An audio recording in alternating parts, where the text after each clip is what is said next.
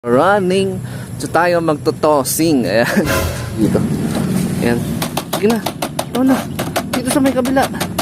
Mali ata release natin. Doon sila nakaharap. Epic. Ayan. Bang.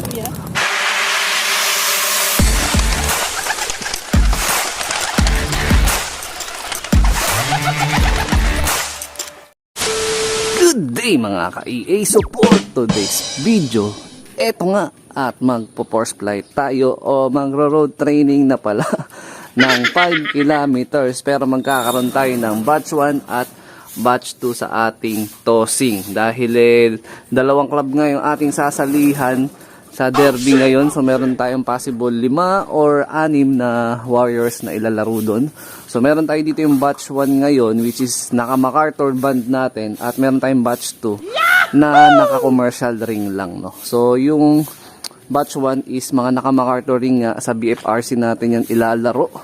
Yan, shoutout kay Boss Glenn Nazareth at congratulations din syempre dahil super set winner yung ating tropang kalapatids. Coordinator natin yan dyan sa Maynor Sagaray. Yan, shoutout kay Boss Glenn Nazareth. Ayan, complete blocking siya. Alam ko is 26 or 29 overall siya sa BFRC. Eto mga kalapad. So yung batch 1 na ililipad natin or itotos natin is eto.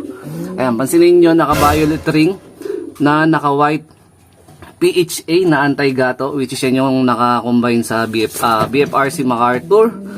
Tama po ba yun? Ito yung isa pa mga kalapatids na full sibling din to ni Alaska. Halos 80% na rin, pabis na rin yung kanyang balahibo. So ito, naka-MacArthur din natin na sing-sing yan. Ayan.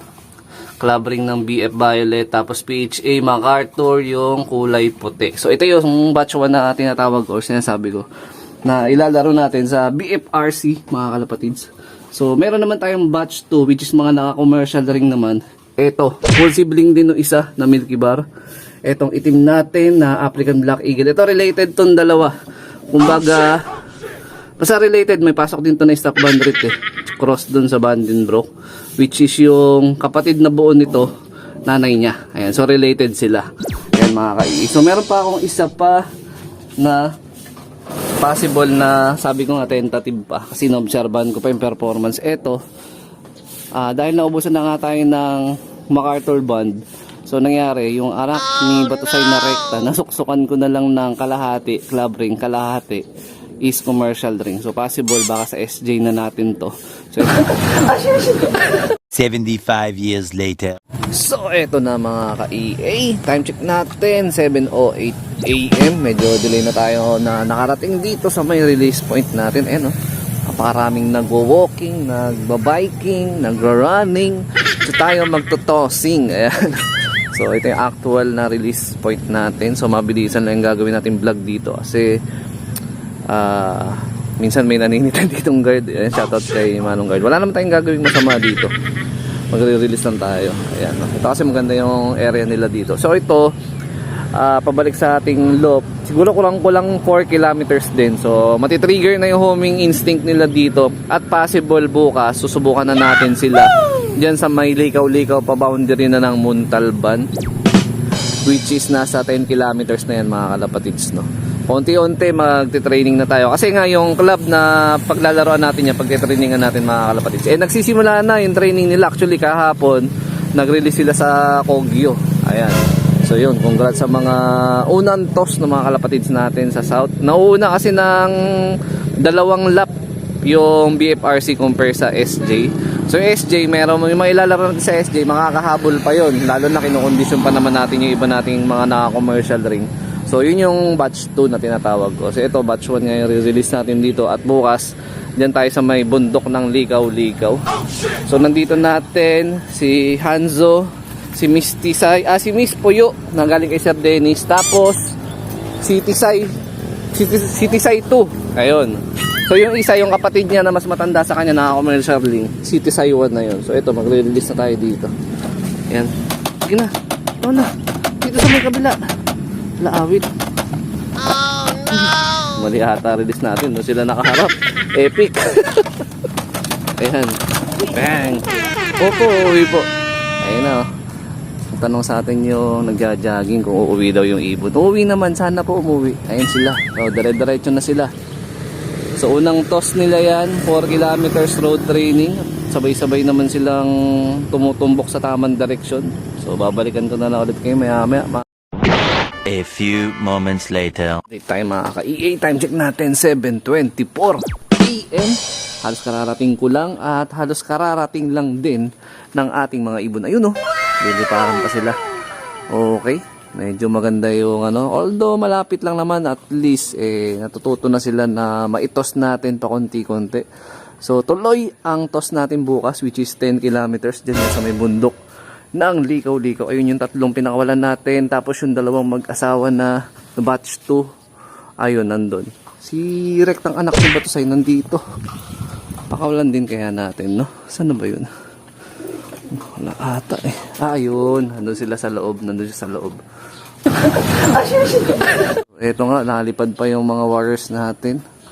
Si Hanzo, si Tisay 2, tapos si Miss Puyo. Ayan. So sila, bitin pa sila sa liparan. Ayan. Sana all.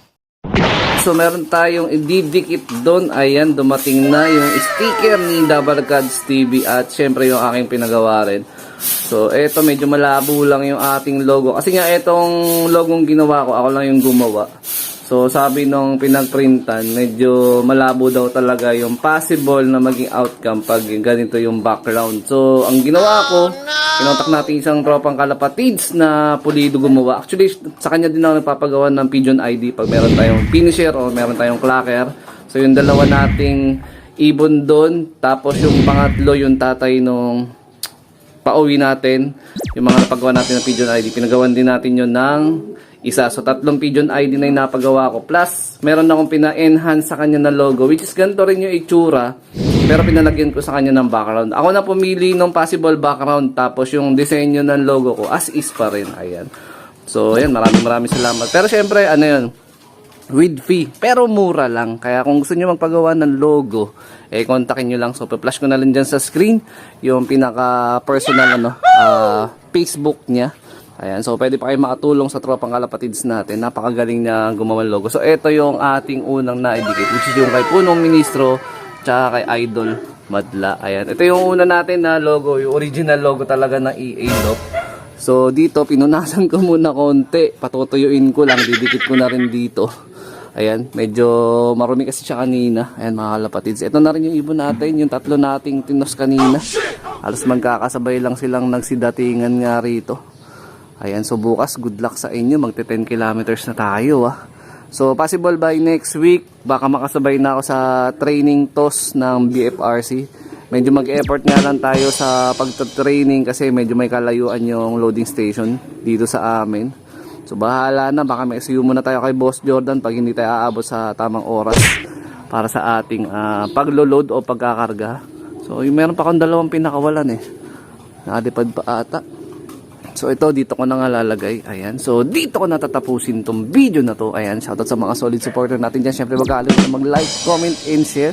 Tapos sa mga mag-order ng All Herbs Probiotica, siyempre, pauna maraming salamat sa suporta. Tapos siyempre makakasali kayo dun sa ating raffle gift bird na nakaantabay. So meron tayong isang ibon, merong mapalad na isang bibili na All Herbs Probiotic na mananalo ng isang pag-gift bird natin. So ang cut-off period natin dyan, October 15 to November 15 yan. To be announced na yung pinaka-raffle draw natin. Magla-live na lang tayo. So ingat mga kalapatids. Keep safe. God bless. Ayan.